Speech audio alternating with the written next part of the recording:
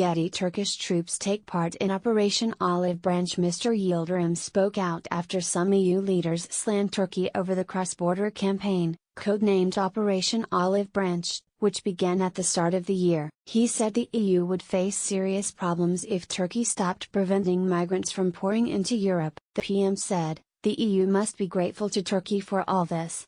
Turkey stops terrorists posing as asylum seekers from infiltrating Europe."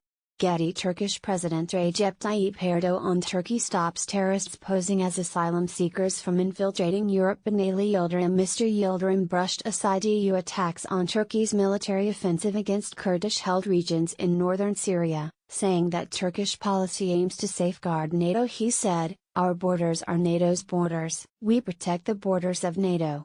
Turkish President Recep Tayyip Erdogan has previously criticized NATO for not supporting what he described as a counter-terrorism campaign and complained Turkey was fighting so much without support from its allies. At the end of March, Turkey's deputy prime minister slammed France for pledging to support Kurdish forces operating in northeast Syria. Getty. Turkey and the EU signed a migrant deal in 2016. Bakir Bozdag said the French initiative was an act of open support for terrorism.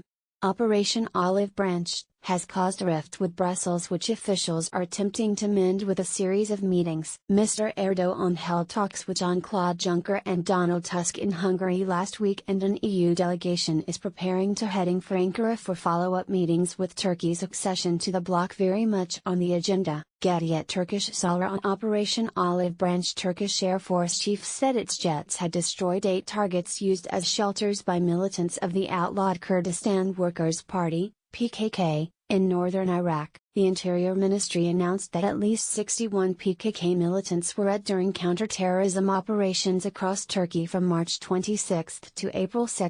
In operations across the southeastern provinces of Mardin, Hakkari, Batman, Siirt, Adıyaman, Osmaniye and Diyarbakir, and the eastern province of Tunceli, 28 hideouts belonging to the PKK were destroyed.